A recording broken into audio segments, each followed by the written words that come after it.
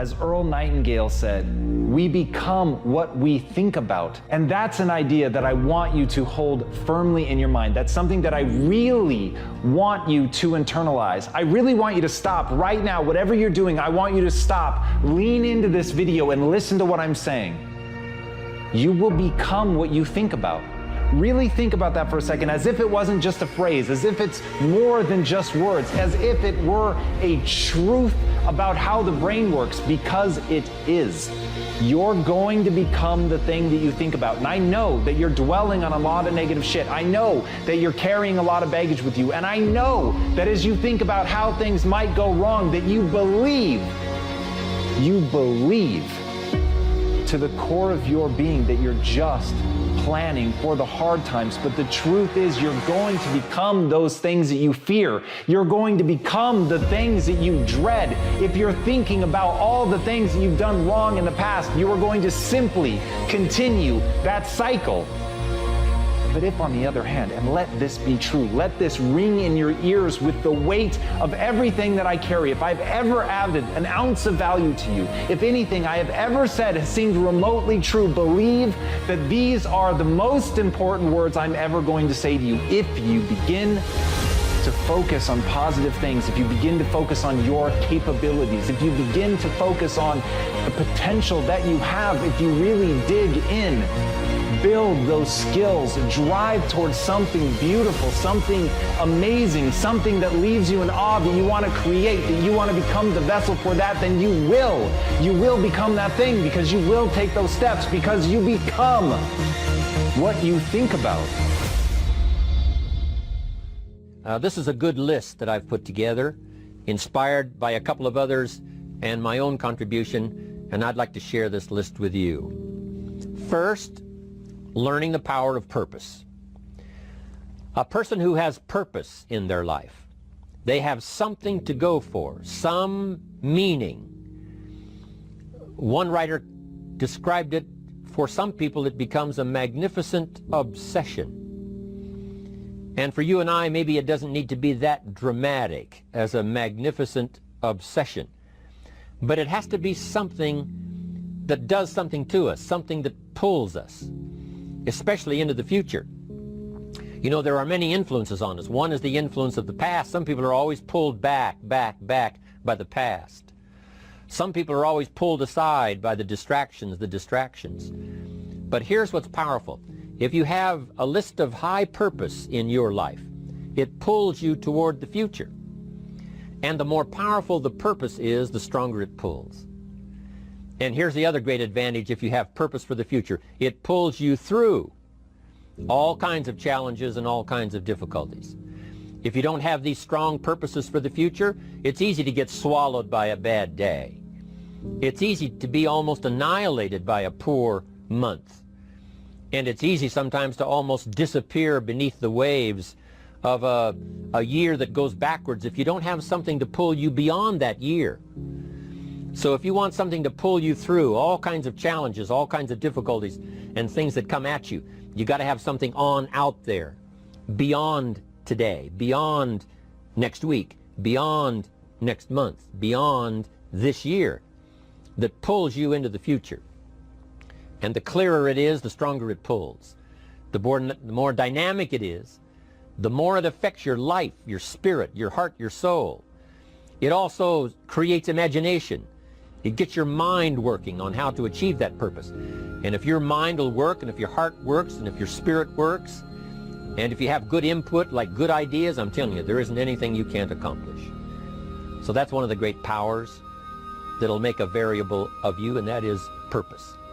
Here's the next one, self-confidence. Where does self-confidence come from? And this is the best advice I can give you on that. Not neglecting, first of all, the small daily disciplines. Self-confidence really comes from feeling good about yourself. And one of the best ways to feel good about yourself is at the end of the day to know that you poured it on. You did your best. If you conducted a meeting, you did the best you could. If you made a phone call, it was the best phone call you could possibly make. If you wrote a letter, it wasn't a casual letter, it was your best letter. At the end of those kind of days, when you feel good about yourself, self-confidence starts to rise. You know that if you can have this kind of a good day, you can have another one the next day, and those days become the weeks become the months, and the month becomes a powerful year. Self-confidence comes from the lack of neglect. If you will not neglect to do the small daily disciplines, that's where self-confidence comes from. Part of good health is self-confidence. I know I'm going to be healthy. I take the Herbalife products. I eat the apple a day. I walk around the block. I do the jogging on the beach. At the end of the day, when you've really poured it on and you've done all the stuff, self-confidence grows. That self-confidence affects your health. It affects your future. It affects your psyche. So this is true. One of the great powers is self-confidence. Self-confidence means willingness to do whatever it takes to achieve. Some people say, well, I'll do it for a little while and see what happens. You know, I'll try a couple of things. If that doesn't work, I'm out of here. And all of us know that that kind of person doesn't have much of a future. But if you're willing to do whatever it takes, if I have to learn a couple of things, I will learn those things. If I got to learn 5 or 6 things, I'll learn all 6. If I have to take an extra class, I'll take an extra class. If I've got to read the books, I'll read the books. If I have to consult with people who know more than I know, I will do the necessary consulting. Whatever it takes, I will do. That starts to develop unbelievable self-confidence. Self-confidence also comes from the ability to rise above your circumstances, to rise above what happens, the petty little things, the discouraging things that would sink everyone else's ship except yours, that would cause someone else to quit early in the day, but you keep going. That kind of willingness to overcome all circumstances, whether it's the little challenges or the big challenges. If you're willing to do that, I promise you, this kind of power will work for you, and in you, the variable, it'll make a difference. The third on the list I had was enthusiasm. And here's what I wrote about enthusiasm. Enthusiasm that's powerful is mostly enthusiasm that is enthusiasm inside, 90%, 10% outside. We all know what the enthusiasm is like when somebody lets us see their enthusiasm, which is like the 90%, and only 10% of it is inside. But the enthusiasm that really affects people is not just being loud, but the enthusiasm that runs deep, the enthusiasm that comes from deep inside, created by self-confidence, created by purpose, created by genuine willingness to help other people. That kind of enthusiasm, knowing that you're going to get the job done, knowing you're going to affect people, knowing you're going to have testimonials flowing in from all kinds of directions. That kind of enthusiasm. A lot of it is quiet. A lot of it is unheard. And the 10% that's heard, it rings a bell. People call it genuine enthusiasm because they know that what you say in the outward display of your enthusiasm is only a small tip of the iceberg of the enthusiasm you feel inside that really motivates you to do the best job you can. Next on my list to help you become the powerful variable is expertise. Wanting to excel in all of the skills and settling for nothing less than an outstanding performance. If you're willing to be the best in your field, if you're willing to demand of yourself excellence in skills, to be the best that you can possibly be. In the training, do the best you possibly can. In doing a workshop, do the best you possibly can. Developing the skills of using your personality, developing the skills of language, developing the skills of influence, developing the skills of organizing. If you're willing to be an expert in all of the skills, Herbalife has the way for you to invest those skills and not only make a handsome living, not only make a lot of money, but if you would so desire and if it would be your purpose, a chance to make your fortune. Expertise, excellence in skills. Here was the next one on my list, making a powerful contribution to you, the variable, and that is preparation. Well prepared. And preparation, of course, involves a whole lot of things. A big share of our life is preparing, getting ready. When we go to the first grade in school, we're just preparing for the second grade. After we've finished 2 grades, the 2 grades prepare us for number 3. Sometimes it seems like a long, excruciating time. And the time will just seem like it'll never come when we can finally have the performance that we really want. But it takes time to prepare. It takes time to get ready. And the decisions you make in the preparation time, those are the decisions that last for a lifetime. Preparing to have a good day. It's that preparing, maybe the night before, maybe the couple of days before the day that you're going to put everything together. The preparation for a meeting means that you've taken it serious. The preparation for doing a workshop means you're serious about the workshop. You want to make the best contribution. That kind of preparation is important. But here's preparation that's very vital, and that is to prepare yourself for success. Life seemingly does not wish to waste success on the unprepared. Life says, why waste a fortune on this person? They're not prepared to do the right things with it. They're not prepared to use it wisely. If a fortune was bestowed upon this unprepared person, it would probably be wasted. The people that could have been touched won't be touched. What could have been done won't be done because this fortune will have been wasted on the unprepared person. So not only look for fortune, not only look for the promise, but prepare yourself and ask of yourself, what can I do to make myself ready? Because remember, life was designed not to give us what we want, not to give us what we need, but life was designed to give us what we deserve. Every value in life must be paid for, and those that pay are the ones that get it. It says those that give receive. Someone says, I wish to receive, I wish to receive. You don't have to concentrate on receiving. Just become a good giver. It says those that search will find. Someone says, well, I need to find some good ideas to help change my life for the future. Then to find good ideas, that doesn't come because you need them, it comes because you search for them. If you want good ideas, you got to go after them. You got to go to the class, you got to go to the workshop, you got to go to the training, go to the book, right? You got to go to the journal, right? Go where good ideas are being taught, go searching, go looking, because good ideas are not going to be wasted on those that are not seeking, searching, well prepared. So, prepare yourself to be ready for fortune when it comes, to be ready for challenge when it comes, to be ready for opportunity when it comes. Opportunity comes along and passes by the person that is not well prepared. I want to prepare myself this year for next year. Yes, I wish to be effective this year, but I'm also thinking of ways, how could I be better? How could my ideas be more powerful? How could they be sharper, more clear? How could I reach some people next year that I perhaps can't reach this year? I haven't reached deep enough into my own soul to affect some people. Some people just pass by and say, hey, what a good speech. But how could I make it stronger than that, deeper than that, more powerful than that? I cannot be as powerful as I could be next year. You know, you can't go to the 10th grade in the 5th grade. You just got to go through the grades, but the more you are prepared, when the 10th grade finally comes, now you can cash in and get 2 times, 3 times, 5 times more value from it by being prepared.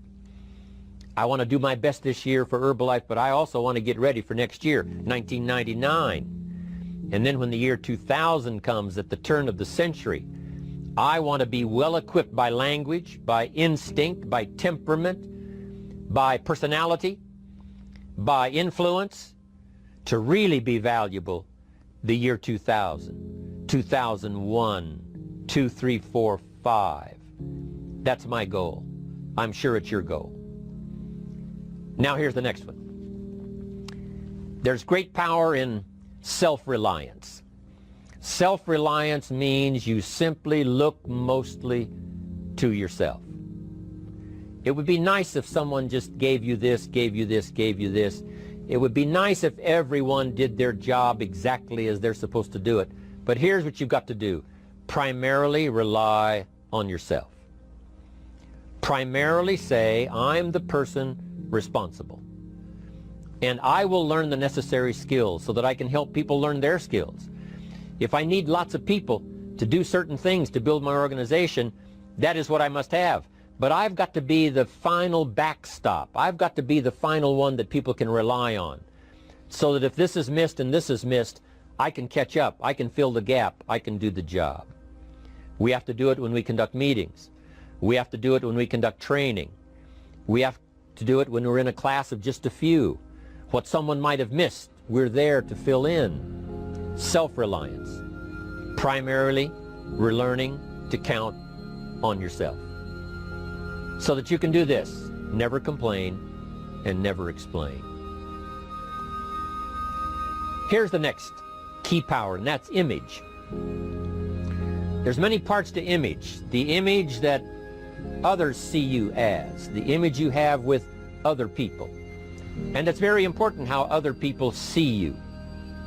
If they don't see you as a leader, chances are they won't pay attention. If they don't see you as being in control, chances are they won't have the trust. If they don't see you as knowing where you're going, what you want to accomplish, they probably won't follow. But if people can see you, if you have the image of someone that's in charge, in control of your life, your future, your destiny, in control of the situation, if they see that, that kind of image is powerful. It helps to win the day. It attracts other people. People want to be around people that are in control, that are powerful, but they know how to use their power. Influential, but they know how to use their influence. That kind of image is important. But here's a very important image, and that is your image of yourself. The way you dress, the way you talk, the way you think, your capacity for learning, all of that is an important image that you have of yourself. The image that you have that if it needs to be learned, you could learn it. If there's a book that needs to be mastered, you could master it. If there's a skill that needs to be learned, why couldn't you get busy now and learn that skill? That kind of self-image, that I am continually trying my best to be the best I can. Because one of the most important places you have to look is into the future, yes. You've got to look into the past, yes. You've got to look around, yes. But one of the most important places you have to look is in the mirror. You know, how I appear to other people, that's important. But how I appear to myself is the ultimate importance. That kind of image, to where you'll develop the self-confidence, you'll develop the self-reliance. Now here's another one in my rather short list. The next word is character. Becoming a person of high values, a person of principles, a person of honesty, a person that earns respect. That kind of character. It took character when Mark started to put the marketing system together. How can we have a system that will build in the integrity, that people will know that if this happens, then this will happen, and if this goes wrong, here's the way to fix it? Unless you have the principles and the character and the integrity to put together a viable plan for a wide variety of people, then the system is not going to last very long. And I've been around long enough, and I'm sure you have been around long enough to see a lot of systems that got started, but they failed. And the reason is because they were not constructed with integrity. They were not constructed with character. They were not constructed with doing the right thing. They might have been constructed to take advantage. You know, cash it out as quickly as possible and leave. Mark was involved when others took advantage of him all those years ago before Herbalife. When someone took advantage and didn't have the character, didn't have the principles, and didn't have the character to stay, the character to see it through, the character to do the right thing. So this is important, to develop the character within yourself, that people see you as honest, as fair, willing to do the right thing, willing to be helpful, but always willing to walk the center line, not to pass the line. When we come to an opportunity like Herbalife, especially multi-level network marketing, it is so dynamic It is so powerful, and it is so possible in fortune making that sometimes people want to speed up the process by cutting the corners, by neglecting to do the right things, to cheat a little here, cross the line just a little bit, because then, it'll grow faster and you can cash in quicker.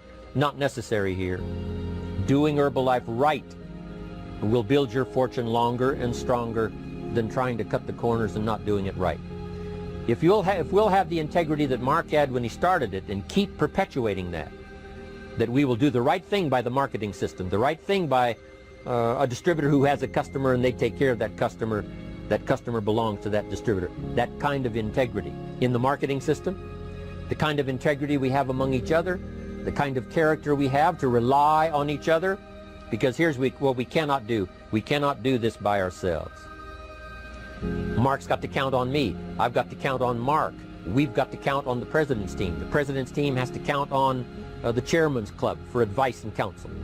We have to count on the millionaire team, the tabulator team, the world team. We've got to count on the distributor. We've got to count on the distributor giving the right message to the potential customer. We've got to count on the distributor giving wise counsel to the new recruit, teaching them the right way, the Herbalife way, the principled way, the character way. Vitally important. Building and developing your own character. Now here's another one. It's called self-discipline. Self-discipline, all of us have a challenge with that. Because sometimes it's easy, and especially if you're working hard, doing the best you can, it's easy sometimes to let up and let it go. But remember, so many people, especially now that we're as big as we are around the world, are counting on what we do. At home office, they have to be careful. They have to be disciplined. It's easy for the person who ships the product from Herbalife, says, oh, well, I'll wait until tomorrow to ship it. And then they go home and sleep like a baby. But the distributor who's waiting for that product doesn't sleep that night, or doesn't sleep when the product doesn't show on time. But if everybody will have the discipline to say, I will do the best job I can. I will make mistakes, of course, because we're all human, but I'll try to remedy those mistakes and do the best job I can. That kind of self-discipline that understands how important your part is in all of the functions that work. Coming to work on the set here, HBN, there's so many people that play a part.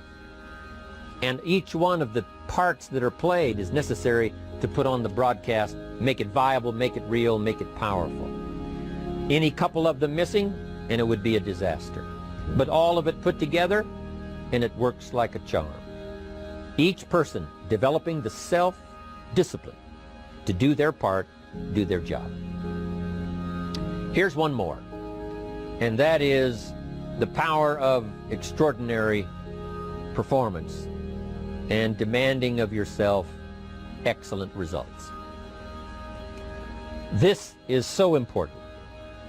If you want to live extraordinary, you must do extraordinary. If you want an extraordinary income, you must do extraordinary things. If you want an extraordinary fortune, you must go with the demands of what it takes to have that fortune. Mark has made such a fortune, it's almost beyond comprehension what the numbers really are. But guess what he has the satisfaction of knowing? He earned it all. If he'd have been lax in the performance, Herbalife would not be here these 18 years later. Herbalife would have been a footnote in multi-level history. But because he performed year after year, the 3rd year and the 5th year, and the 7th year and the 10th year, and the 12th year and the 15th year, and now performing well in the 18th year, I'm telling you, that's what makes it such a viable fortune for Mark personally, of course, because he did the job. If we would ask of ourselves that kind of performance, and you've got to ask it of yourself. I can't ask it of you. I would try to inspire you. I would try my best to share with you what it might taste like, what it's like to finally make your fortune. It happened for me. But here's what you must do. You must demand it of yourself. Society does not demand that you not have a heart attack.